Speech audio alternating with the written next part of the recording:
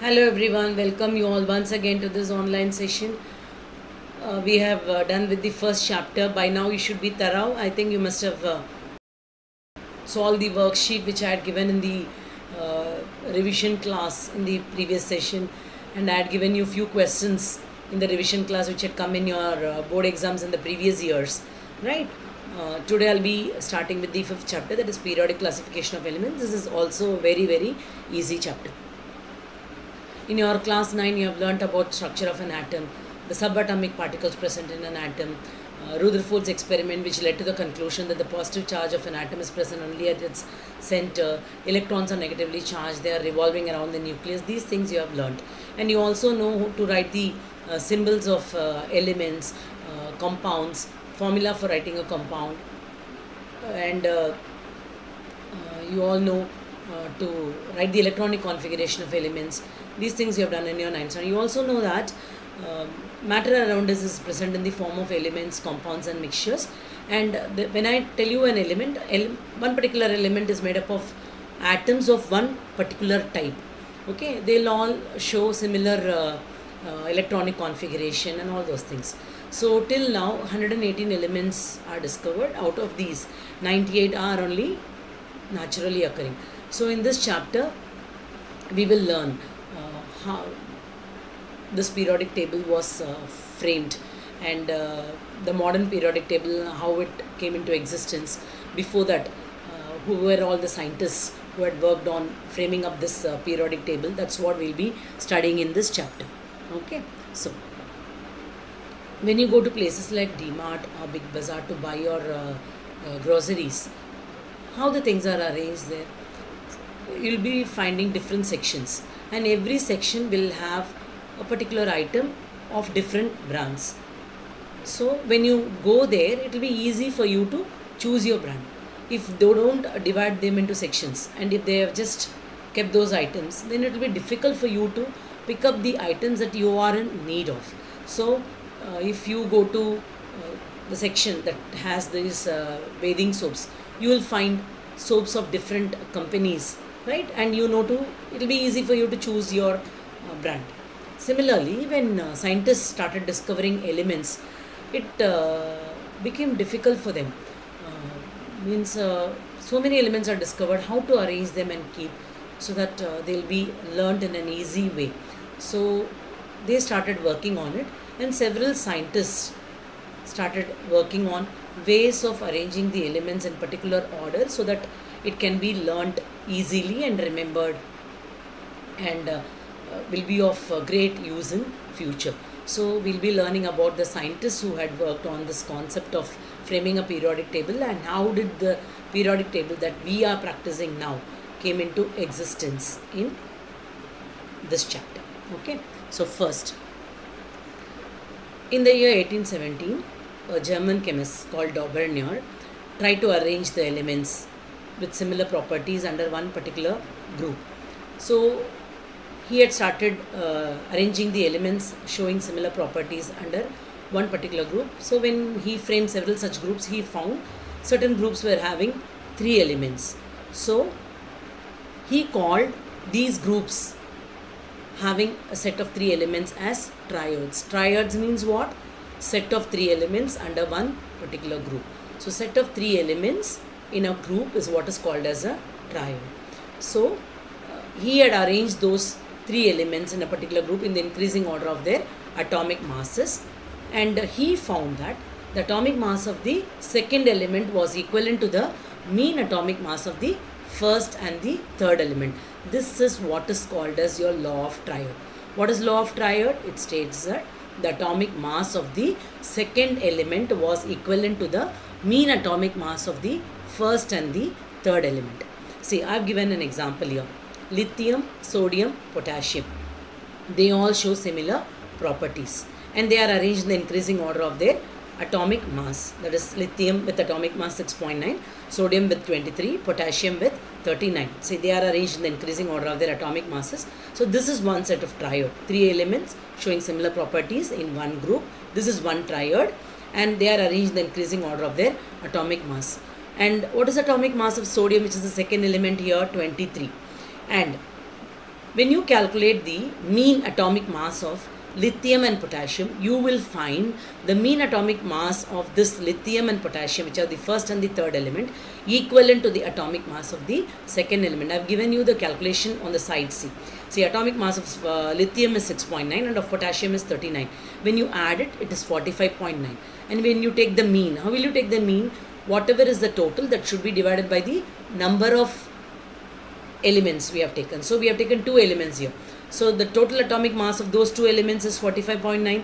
When you divide that by 2, you get the mean as 22.9, which is approximately equal to 23. So this is obeying the law of triad. What is that law of triad? The mean atomic mass of the first and the third element is equivalent to the atomic mass of the second element. Like that, he had framed 3-4 triads. Later on, the triads that he formed did not obey his law of triad. What does that law of triad tell you? The mean atomic mass of the first and the third element is equivalent to the atomic mass of the second element. See, there are this table is given in your book also. I have given 3 groups: Group A, Group B and Group C. In this Group A, which consists of elements like nitrogen, phosphorus, arsenic. When you calculate the mean atomic mass of nitrogen and arsenic, that is 14 and 74.9, which is equivalent to 88.9 divided by 2 is not equivalent to the atomic mass of the second element. So it will not obey the law of triad. Next, Group B, that is, it is consisting of elements like calcium, strontium, barium. This obeys the law of triad. When you calculate the mean atomic mass of calcium and barium, it is 137.3 plus 40.1 divided by 2. That gives you 177.4, which when you divide by 2 will give you approximate value of 87.6. So this obey the law of triad. And Group C also, chlorine, bromine and iodine, 35.5, which added with 126.9 divided by 2 will give you value equivalent to 79.9. So Group B and Group C elements obeyed the law of triad, but Group A did not obey the law of triad. So some elements, very few elements obeyed his law of triads. Very few groups, which consisting of 3 elements, obeyed his law of triad. 3 to 4 groups. Rest of them did not obey the law of triad with the elements that were discovered during his time. So this was not put into use. This was discarded because the elements that were found during his time, all those elements did not obey the law of triad. So this was not brought into use. So in this, you should know the meaning of triad. Triad is set of 3 elements belonging to one particular group, and they all have similar properties and they are arranged in the increasing order of their atomic mass. Law of triad tells you that the mean atomic mass of the first and the third element is equivalent to the atomic mass of the second element. It was discarded because the triads that were framed by Daubernier with the elements existing during his time did not obey his law of triad, so it was discarded. So after Daubernier law of triads, next comes Newland's law of octaves. So this John Newlands, he was an English scientist. He also started working on arranging the elements by following certain rules. He also arranged, during his time 56 elements were available. So he started arranging the elements in the increasing order of their atomic masses. When he started arranging the elements, he found that the property of the 8th element was similar to the property of the first element. When I show you the Newland's way of arranging the elements at table, you will understand that clearly. And he found the property of the 8th element similar to the property of first element. Initially, Daubernier had placed elements showing similar properties under one group in the increasing order of their atomic masses. But Newland started arranging the elements in the increasing order of their atomic masses and found the property of the first element was similar to the property of the 8th element. So he compared his way of arranging the elements to the music of octaves, like how we have this notes sa re ga ma pa da ni sa, like that they also have. So he compared his way of arranging the elements to the octaves which is found in English music, and his way of arranging the elements obeyed the rule of law of octaves, which states that when the elements were arranged in the increasing order of their atomic masses, the property of the first element and the eighth element were similar, or in other words you can say when the elements were arranged in the increasing order of their atomic masses, the property of the eighth element was similar to the property of the first element. This is what is called as law of octaves or Newland's law of octaves. So now I'll show you the table. You can find a table given here with elements available during his time. He had put them in the increasing order of their atomic masses. But as I said, during his time 56 elements were available. He started arranging them in the increasing order of their atomic masses. While arranging, he found that property of the eighth element was similar to the property of the first element. When you take lithium and sodium, sodium falls at the eighth place from lithium. When you count from lithium, sodium falls at the eighth place. Property of lithium and sodium are similar. Both are highly reactive elements. Okay, and beryllium and magnesium showed similar properties. But after calcium, the elements did not obey his law of octaves, which states that property of the eighth element should be similar to the property of the first element. Okay, but and apart from that, he had done many other mistakes also. So what are the demerits, or why was his way of arranging the elements not accepted? That we will see in the next slide. See, in order to fit the existing elements, that is those 56 elements, into his table, he started placing two elements under one group, cobalt and nickel. And this cobalt and nickel shows property similar to that of iron, but they are placed along with this hydrogen, fluorine, chlorine, okay, and bromine also. And iron, which is metal by nature, is placed far away. This is one anomaly or disadvantage of his table. And two elements were placed under one group. In two places he has done that, selenium, lanthanum and all. And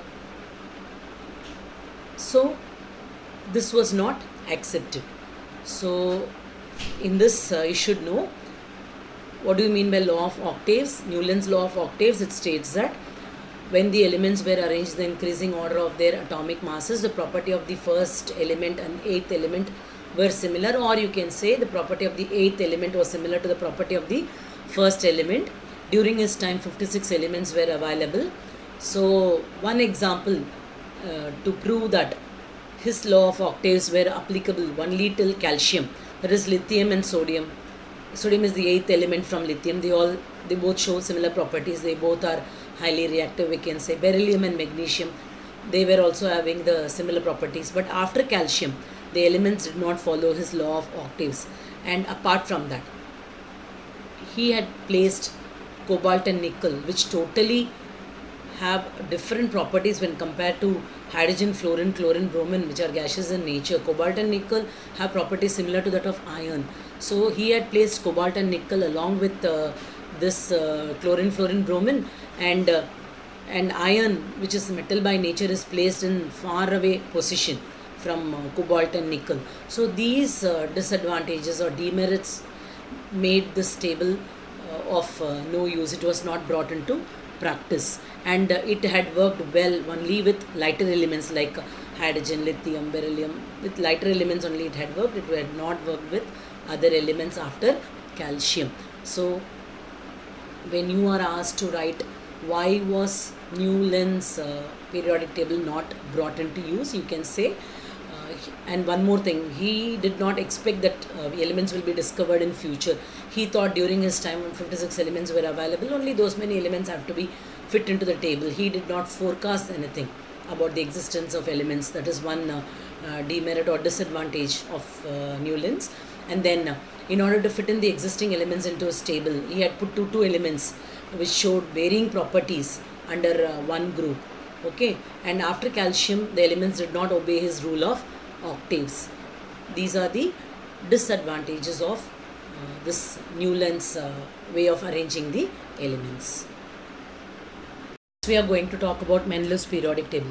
This Mendeleev, he's a Russian chemist. He played a important role in the classification of elements.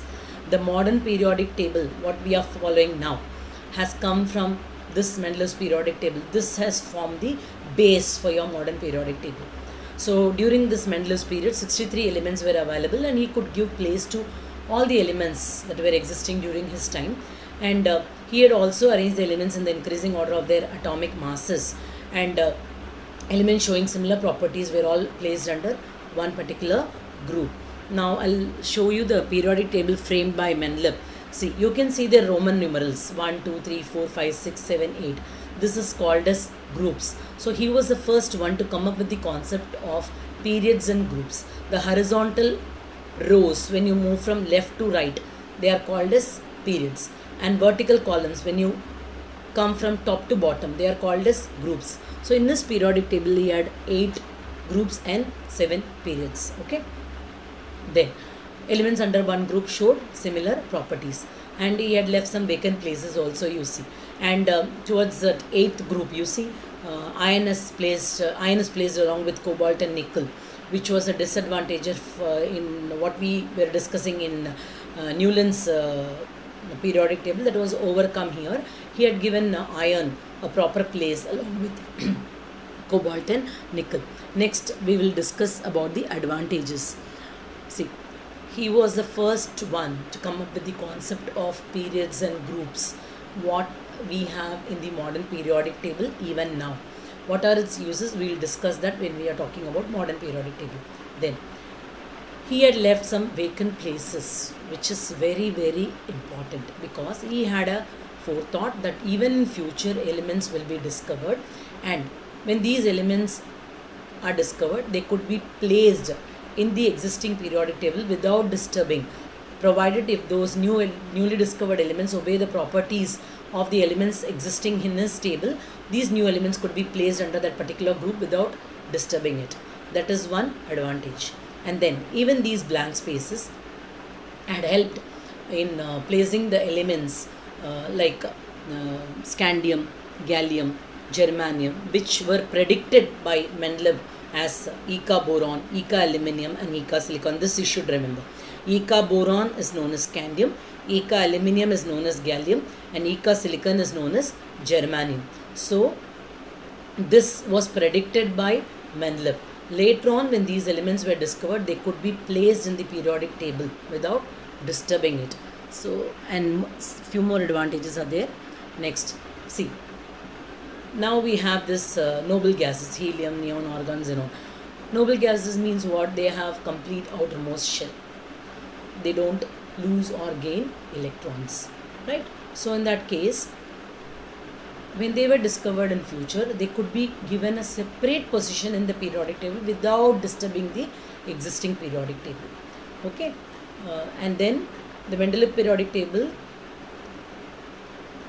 also spoke about the existence of elements, and that will be discovered in future. This is the main advantage of his periodic table.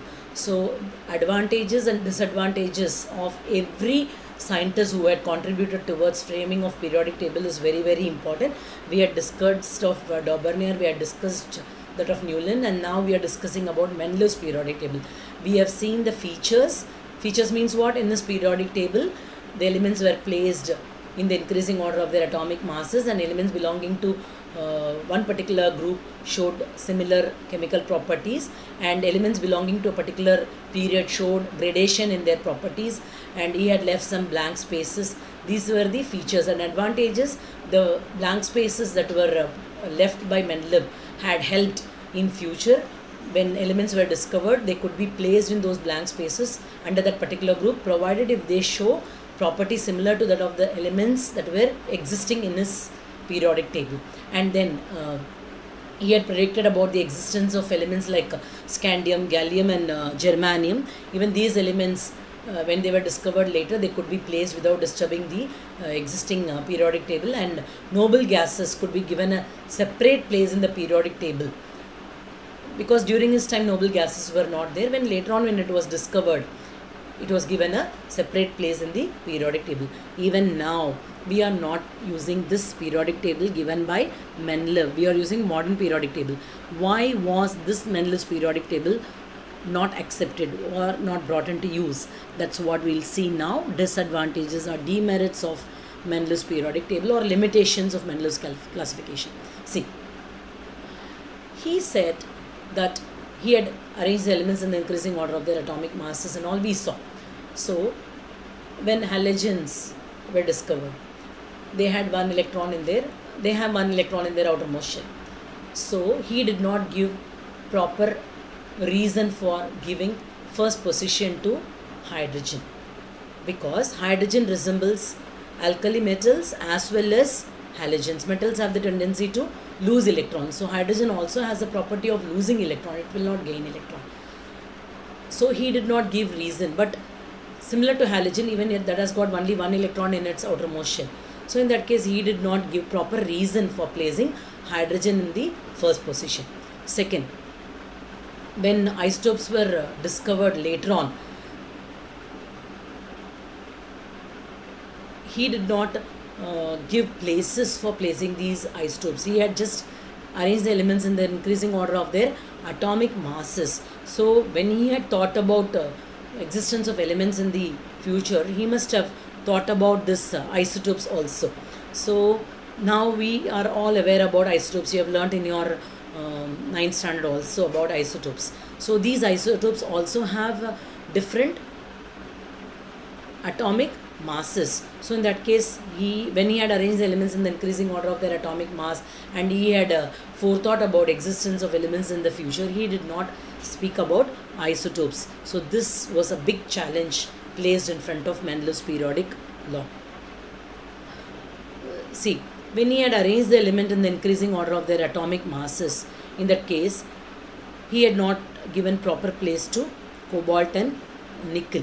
So he had placed nickel has to come before cobalt when we talk about atomic mass, but he had given cobalt first position, nickel the next position. So these are the disadvantages of Mendel's periodic table. Okay. So with this, I'm winding up the session. Let me do a quick recap of what we have learnt. Triads, a set of 3 elements showing similar properties. It was not accepted because the triads, what does the law of triad tell you? It tells you that the atomic mass of the second element was equivalent to the mean atomic mass of the first and the third element. The triads that were framed by Dauberner, all those triads did not obey his law, and it was rejected. And Newland's law of octaves also we saw. He had arranged the elements in the increasing order of their atomic masses, and the property of the 8th element was similar to the property of the first element, and he had placed two elements in one position, and iron, which showed properties similar to that of cobalt and nickel, were placed far away, and cobalt and nickel were placed along with elements which are gaseous in nature. And after calcium, the elements did not follow his law of octaves. Okay, then we were talking about Mendel's. Mendel's, you should know about his advantages and disadvantages. Advantages, he had left vacant places, and then which helped in placing the elements that were discovered later, and noble gases which were discovered later could be placed properly in the periodic table without disturbing the existing elements. And demerits, he did not give proper explanation for placing hydrogen in the first position, because hydrogen resembles both alkali metals as well as a halogen. So he did not give proper explanation. And then he did not, when he thought about elements could be discovered in future, he did not think about isotopes, because isotopes are also elements having different atomic masses. So in that case, they should also have different places in the periodic table. He did not think about that. And when he had arranged the elements in the increasing order of their atomic masses, he should have given nickel the first position and then cobalt, but he had placed cobalt before and nickel afterwards. So these are the disadvantages of Mendel's periodic table. Okay, and then you can say this also. Manganese was placed in Mendel's periodic table along with halogens, which manganese shows totally different chemical properties. So with this, I'm ending up today's session. Very soon I'll meet you with the next half of this chapter. Till then, keep revising. Have a good day. Bye to all.